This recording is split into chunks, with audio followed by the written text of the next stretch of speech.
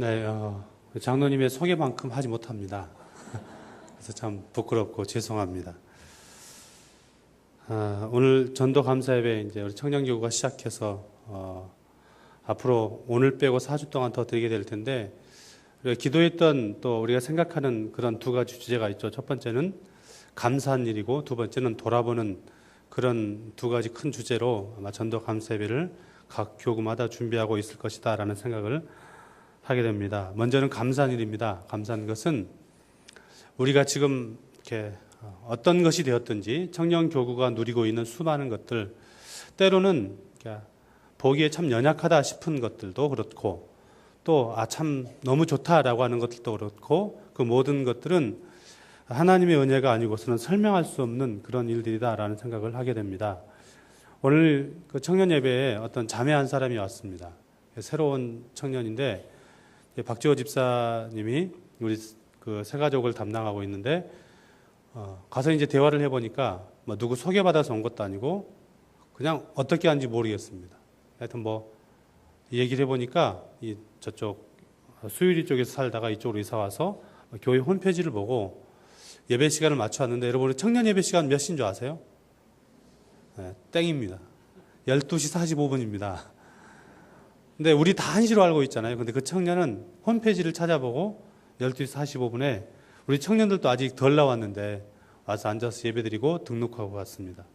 뭐 이런 일도 있고, 우리 청년들이 눈물로 기도했던 그런 친구들이 교회를 나와서 잘 정착하고 있는 친구도 있고, 특별히 우리 서영석 집사님의 아들이 지금 지방에 내려가 있는데, 내려가면서 자기 떠나니까 미안하다고 2명을 전도했는데 2명 친구가 너무 열심히 잘 나오고 있고, 하나님의 은혜로 설명할 수밖에 없습니다. 우리 수고하고 애쓰고 기도해 준 많은 분들이 있지만, 그런 분들보다도 하나님의 은혜가 먼저 있었기 때문에 청년들이 이 많은 것들을 누리고 있지 않나라는 생각을 하게 됩니다.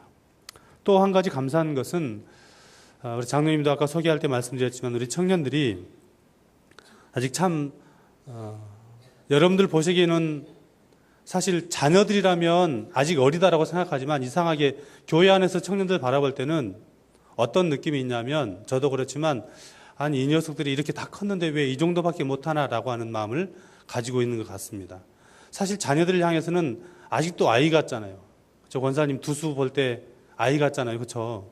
근데 이상하게 교회 안에서는 우리 두수 청년을 보면 왜 저 정도밖에 못할까라는 마음을 가지고 있는 것 같습니다. 잘하고 있는데 그렇다는 얘기죠. 근데 여러분, 우리 청년들이 지금 청년들 중에 약 절반 이상이 때로는 교사로, 때로는 찬양대, 이렇게 오늘 우리 에이렌의 찬양대로, 그것도 금요 찬양대로 정말 보이지 않는 곳에서 수고하고 헌신하고 애쓰고 있습니다. 그런 청년들의 헌신과 수고도 감사하고, 우리 교구장 되시는 장로님 정말 너무 열심히 섬겨주셔서 감사합니다. 지난 수요일날 우리 체육대회 있었는데, 장로님 와서 반려할 때 공 2번 차보셨는데, 그것 외에 나머지 시간, 그 긴 시간을 그냥 청년들 하고 있는 거 보시는 것 자체로 만족하시고 즐거워하시더라고요. 하시는 일도 잠시 접어두고 그렇게 나와서 하시면서 청년들 섬겨주신 것.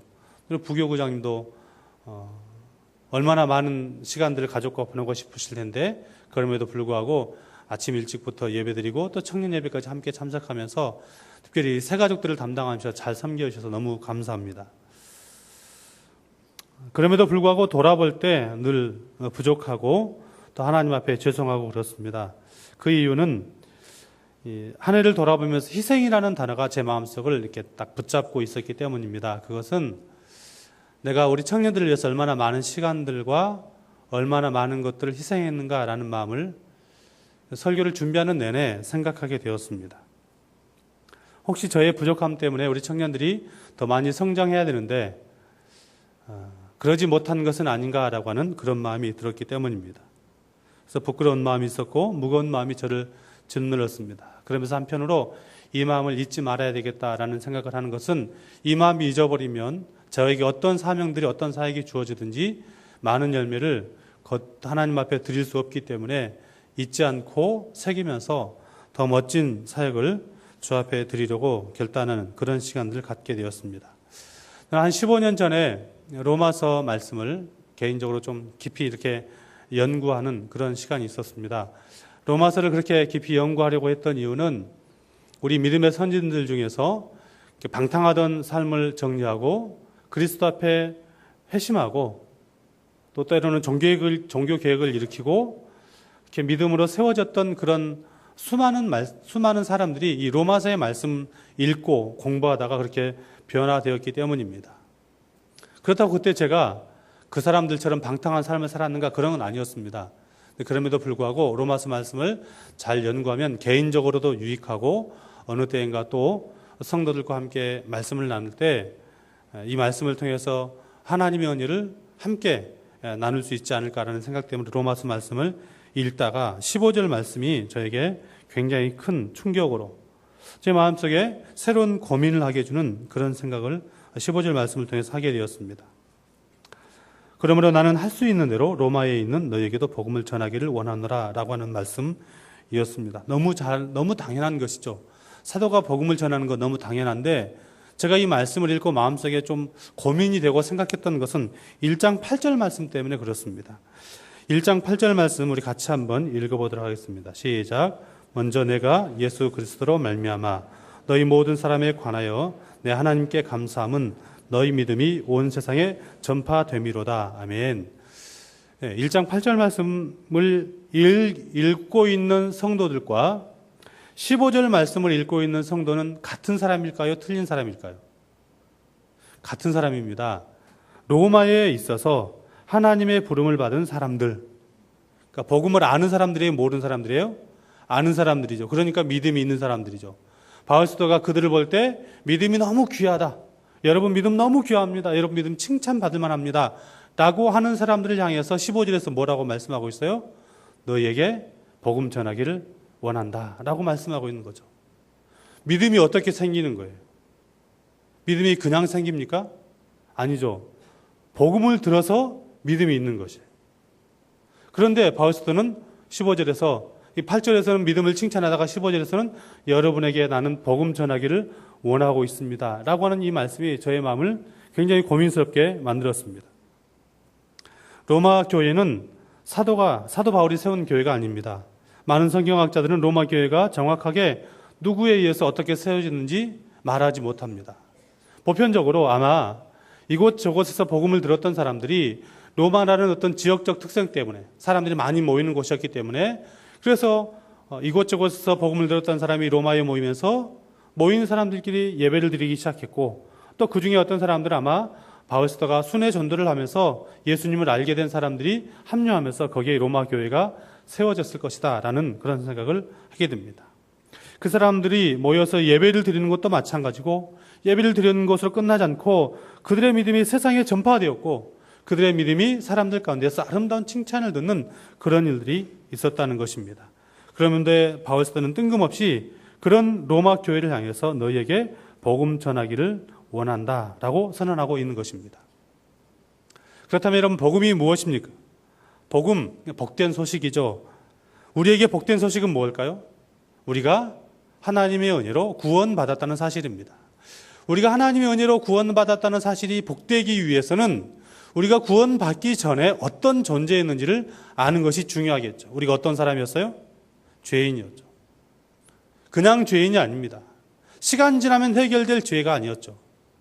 이 세상에 그 어떤 가치로도 어떤 대가로도 지불될 수 없고 해결될 수 없었던 죄가 우리 가운데 있었습니다. 그 죄를 만왕왕이신 하나님께서 예수 그리스도에게로 다 옮겨주셨습니다. 예수 그리스도가 그 죄를 짊어지시고 십자가에서 죽으시고 부활하심으로 말미암아 우리의 죄가 지불되었고 우리가 구원 얻은 백성이 된 것입니다. 사망의 길에 살아가던 우리가 생명의 길로 옮겨지게 된 것이죠. 죄의 노예로 살아가던 우리가 하나님의 백성으로 신분이 변화된 것입니다. 그것이 바로 복음입니다. 그리고 이 놀라운 복음은 로마서를 통해서 오늘 목사님께서도 잠깐 말씀하셨지만 로마서를 통해서 우리가 구원 얻은 것으로만 끝나지 않고 그것은 그 복음은 진짜 복음은 우리가 구원 얻은 것으로 끝나지 않고 신자의 변화된 삶으로 연결된다라고 로마서는 우리에게 말씀하고 있습니다. 그래서 로마서 1장부터 11장까지는 우리가 믿고 고백하는 신앙의 내용이 무엇인지를 교리적으로 설명하다가 12장부터는 이제 그렇게 구원 얻은 신자의 삶이 어떤 것인가, 예수 믿는 사람은 어떻게 살아가야 되는가, 그들의 삶 속에서 예수 믿는 사람다운 삶의 향기를 어떻게 드러내야 될 것인가를 12장부터 계속해서 말씀하고 있습니다. 그래서 복음이란 구원의 감격과 함께 신자의 삶이 하나로 연결되어야 한다라고 말씀하고 있습니다. 이 복음이 로마 교회 가운데 들려지기를 원한다. 예수 믿는 너희에게 이 복음이 전해지기를 원한다라고 말하고 있는 것입니다. 그렇다면 복음이 필요한 사람들은 어떤 사람일까요? 오늘 누가 복음을 들어야 할까요? 첫 번째는 복음을 알지 못한 사람들이 복음을 들어야 합니다. 참으로 척박한 시대를 살아가고 있습니다. 특별히 복음을 전하기 위해서 너무나도 척박한 시대를 살아가고 있습니다. 이제는 복음을 전하면 그나마 호감을 가졌던 사람들까지도 지금은 어떤 이유인지 모르지만, 우리는 나름대로 짐작을 하고 있지만 정확하게 그것이다라고 말할 수는 없지만, 여러 가지 일들로 인하여서 교회에 대한 것들을, 교회에 대한 말들을 거부하고 때로는 대적하고 비웃고 조롱하는 시대를 살아가고 있습니다. 관계를 잘 맺어놔도 우리가 예수 믿는 것이 확실한데 내가 이웃의 누군가에게 친절하게 인사하고 또 어떤 것들을 선물로 주면 그 사람들은 무슨 생각하시는지 아시죠? 이 사람이 나를 타켓으로 삼았구나. 언젠가는 나에게 교회에 나가자고 말할 것이다 라고 짐작하고 있죠. 그래서 때가 돼서 교회에 나가자고 그러면 슬며시 관계를 정리해버리는 그런 시대를 살아가고 있습니다. 그러나 여러분 기억하십시오. 그렇게 불신자가 예수 그리스도를 아는 그 자리에 나오기까지는 반드시 희생이 필요하다는 사실입니다. 척박한 시대일수록 더 많은 희생이 요구되는 것입니다. 예전에는 예를 들면 이런 비유가 적절할지 모르겠지만 10,000원 주면 그래 내가 네 말 들어줄게, 교회 한번 나가줄게 라고 했다면 지금은 10만 원, 100만 원을 드려야 될지도 모릅니다. 그럴 정도로 우리 시대의 복음이 척박한 시대이지만 그러나 우리는 그 일을 위해서 헌신하고 희생해야 합니다. 복음이 증거되는 곳에, 복음의 역사가, 생명의 역사가 일어나는 곳에 희생이 없이 된 일은 한 번도 없는 것입니다. 우리나라 복음이 처음 전파될 때 어떤 일이 있었는지 우리는 너무 잘 알고 있습니다. 선교사님들의 피와 선교사님들의 헌신과 눈물과 땀으로 이 땅에 복음이 증거되었고 교회가 세워지게 됐고 지금 우리가 이곳에 이렇게 평안한 삶, 평안하게 예수 그리스도를 고백하고 예배드리는 이런 삶을 살게 되었습니다. 이것이 그냥 있었던 일이 아니죠. 사도행전도 우리에게 그 일을 우리에게 들려줍니다. 사도행전 11장 19절에 보면 이런 말씀이 있습니다. 그때 스데반의 일로 일어난 환난으로 말미암아, 이제 그리고 나서 흩어진 사람들이 가서 복음을 전했다, 이런 내용들이 있어요. 그때에 스데반의 일로 일어난 환난, 스데반이 어떻게 됐어요? 스데반이 복음을 전하다 죽었어요. 스데반만 죽은 것이 아니고 그 일 때문에 교회에 어떤 일이 생겼다고요? 환난이 생겼다는 거죠. 스데반이 희생당했고 교회 가운데 큰 핍박이 있었어요. 그런데 그 일로 인하여서 흩어진 사람들이 어떻게 됐다고요? 예수 그리스도를 증거하게 되었다는 거죠. 희생이 있고 난 다음에 그때서야 복음의 역사들이 일어나기 시작했다라고 우리에게 말씀하고 있는 것입니다. 여러분, 복음을 누가 들어야 돼요? 예수님을 알지 못한 사람들이 복음을 들어야 돼요. 그런데 그 복음을 듣는 역사는 그냥 일어나는 것입니까? 우리에게 희생을 요구하고 있습니다. 복음을 들어야 될 사람들, 그들을 생각할 때마다 내가 복음을 전해야 된다는 것은 내가 시간이나 물질이나 때로는 더한 것이라도 희생해야 된다라고 하는 것들을 요구하고 있다는 사실을 기억할 수 있기를 바랍니다. 그래서 여러분, 전도에 끊임없이 힘쓰는 우리 모두가 될 수 있기를 바랍니다. 복음은 누가 필요하다고요? 복음을 알지 못한 사람들이 필요합니다. 두 번째, 더 중요한 사실이 있습니다. 복음이 필요한 것은 교회의 복음이 필요합니다. 제가 처음에 말씀드렸던 것처럼 로마서를 처음 읽어야 할 수신자들은 로마에 있는 예수 믿는 사람들이었습니다. 그리고 그들은 칭찬받는 믿음의 사람들이었습니다. 그런데 지금 사도는 로마 교회가 복음을 드려야 한다고 선포하고 있습니다. 여러분, 이 사실을 잘 생각하십시오. 불신자들 향해서 내가 너희에게 가서 내 생명 내걸고 복음을 전해야 되겠다라고 말하는 것이 아니고, 여러분 믿음이 너무 좋습니다. 그런데 나는 여러분에게 가서 복음 전파하기를 원합니다 라고 말하고 있는 것입니다. 왜 사도는 로마 교회에 복음을 전하기를 원했을까요?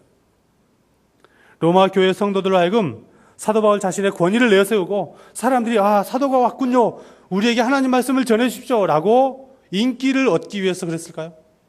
아니면 오늘날 대형 교회들이 추구하는 것처럼 큰 교회를 세우고 수많은 사람들을 자기의 추종자들로 만들어서 사람들이 자기를 보고 참 좋다 라고 하는 말을 듣기 위해서 이렇게 로마의 예수 믿는 사람들에게 복음을 전하기 원했을까요? 아닙니다. 바울 사도는 성경에서 나는 다른 사람들의 터 위에 터를 세우지 않겠다라고 이미 선언하면서 그 사명을 감당했던 사람이 바로 사도 바울이었습니다. 그렇다면 이 말씀의 의미는 한 가지밖에 없습니다. 로마에 있는 성도, 다시 말해서 소위 예수를 믿는 사람들 가운데 진정으로 복음을 드려야 할 사람들이 있다는 사실입니다. 로마 교회는 믿음이 좋은 교회였습니다. 그러나 다는 아니었습니다. 로마 교회는 구원의 확신을 갖고 있는 성도들이 있었지만 모두 다는 아니었다는 것입니다. 로마 교회는 구원받은 신자다운 삶을 살아가기는 하였지만 모두 다는 아니었습니다. 예수 믿는다고 교회를 다닌다고 하면서도 잘못된 사람들이 너무 많습니다. 그래서 사도는 로마에 가서 로마 성도들에게 다시 복음을 전해야 되겠다는 생각을 가지고 있었습니다. 예수를 믿는다는 게 뭘까라는 생각을 하게 됩니다. 기독교 130년 역사를 한국 교회가 지나고 있습니다. 저를 포함한 많은 그리스도인들은 예수를 믿는다는 것에 대해서 복음에 합당한 삶에 대해서 어떻게 생각하고 있을까요? 사랑하는 여러분, 성도는 늘 생각해야 합니다. 내가 하나님의 자녀라고 고백해서 내가 예수 믿는다, 내가 구원받았다라고 고백할 때 그 일이 있기 위해서 어떤 일이 있었는지를 생각해야 합니다. 내가 하나님의 자녀가 되었다는 이 놀라운 일이 있기 위해서, 내가 구원 얻는 이 일이 있기 위해서 어떤 대가가 지불되었는지를 생각해야 합니다. 그리고 그 대가를 지불해 주신 하나님께서 나에게 요구하시는 삶이 무엇인지도 또한 생각해야 하는 것입니다. 하나님께서 오늘 우리에게 요구하시는 삶, 성도된 우리에게 경고한 삶이 무엇입니까? 로마서 13장 11절에서 14절에 이렇게 말씀하고 있습니다. 또한 너희가 이 시기를 알거니와 자다가 깰 때가 벌써 되었으니 이는 이제 우리의 구원이 처음 믿을 때보다 가까웠습니다. 밤이 깊고 낮이 가까웠으니 그러므로 우리가 어둠의 일을 벗고 빛의 갑옷을 입자.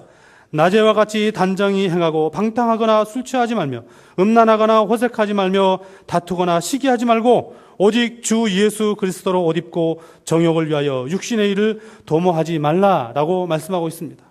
여러분, 성경이 오늘 우리에게 말씀하고 있는 이 엄중한 경고를 깊이 새길 수 있기를 바랍니다. 십자가 앞에서 우리의 마음을 돌아보고 예수 믿는다라고 말하지만 우리의 심장을 깨우쳐서, 우리의 마음을 깨우쳐서 깨어져야 될 사람들이 교회 안에 너무 많은 것입니다. 하나님의 사랑이 무엇인지를 알아서 그 사랑 앞에서 눈물을 흘리고 내 삶을 변화시켜서 하나님의 백성다운 삶을 살기를 결단해야 될 사람들이 교회 안에 너무 많이 있다는 사실입니다.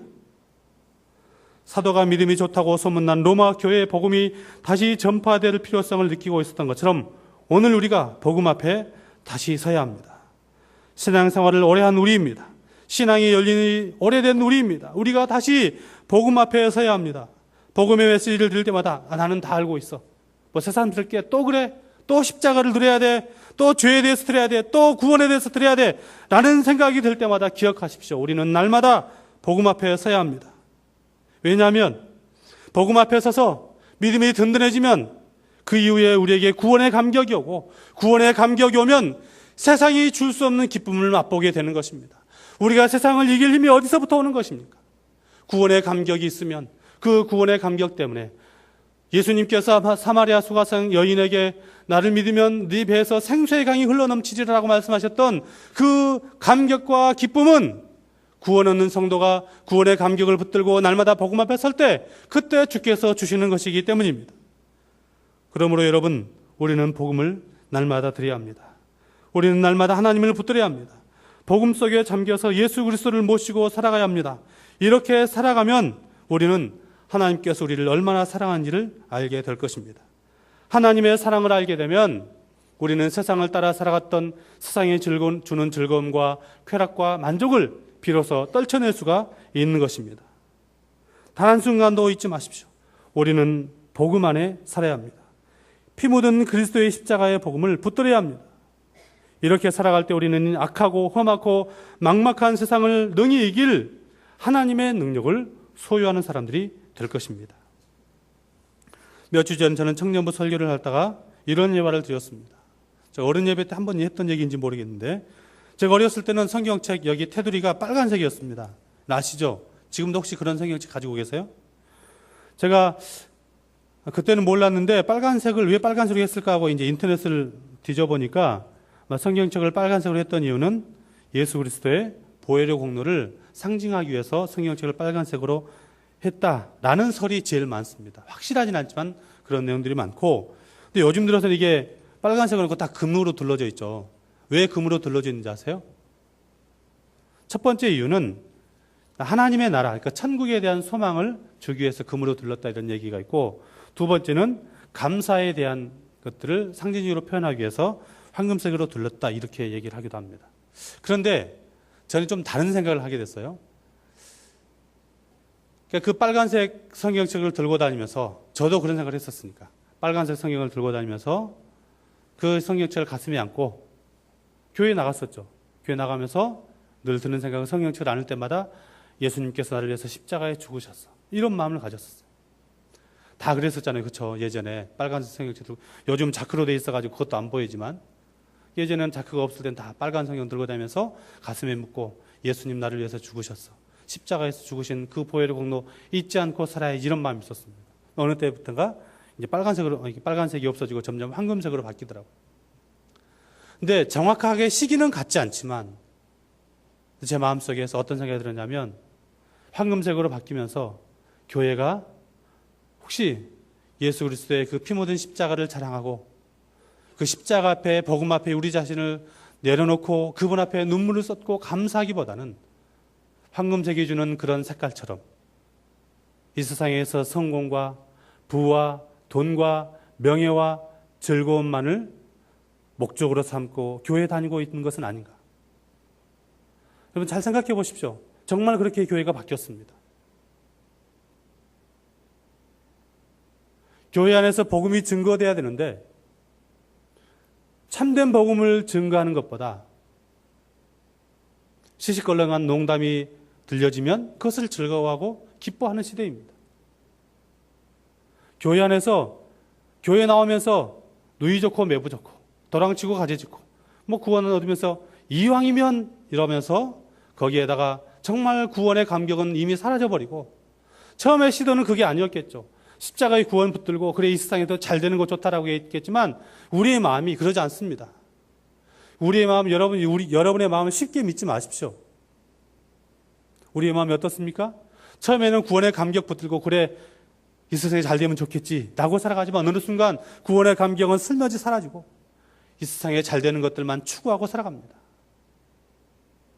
그런 설교들이 행해지면 거기에 많은 사람들이 몰려들고 그런 책들이 기독교 서점에 보이는 곳에 때로는 베스트셀러 자리에 꽂혀지고 성도들은 그것 좋다고 뽑아서 사서 읽고, 그런 시대를 살아가고 있는 것이에요.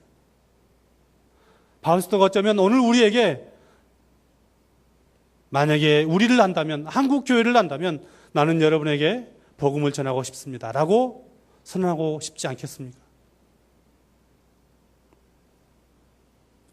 우리도 전도할 때, 교회에 나와야 될 이유를 설명할 때 세상적인 것들을 많이 말하기 시작합니다. 예수 믿으면 잘 되고, 그렇게 전도했었어요 예전에. 지금은 여러분 우리는 안 그러죠. 예전에 그렇게 전도했어요. 그런데 보십시오. 예수 믿는다고 잘 되는 거 아니잖아요. 잘 될 때도 있지만 그러지 않을 때도 있단 말이에요. 그러니까 그 사람들이 지금 뭐라고 얘기해요?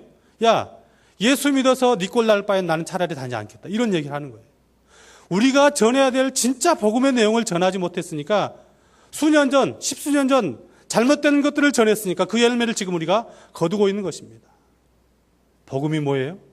정말 귀중한 복음을 놓쳐버리니까, 세상의 가치들로 복음을 대체하니까 진짜 전해야 될 때 전할 거리가 없어지는 것입니다. 복음은 이런 하찮은 것이 아니었습니다. 그렇기 때문에 우리에게 진실로 복음이 필요한 것입니다. 이미 구원 얻었지만 사랑하는 성도 여러분, 다시 복음 앞에 설 수 있기를 바랍니다. 피 묻은 그리스도의 십자가를 붙들고 나아갈 수 있기를 바랍니다. 세상에서 줄 수 없는, 세상이 알 수 없는 평안, 그것은 십자가의 복음을 들고 살아가는 사람들에게만 하나님께서 부어주시는 은혜입니다. 사랑하는 교회 여러분, 여러분은 복음 안에 살고 있습니까? 예수를 믿는다는 참된 의미를 붙들고 살아가고 있습니까? 아니면 나는 아직도 복음을 들어야 될 사람입니까? 구원 얻은 우리 복음 안에 살아갈 수 있기를 바랍니다. 십자가 복음 자랑하고 살아가는 우리 모두가 될 수 있기를 주님의 이름으로 축복합니다. 기도하시겠습니다.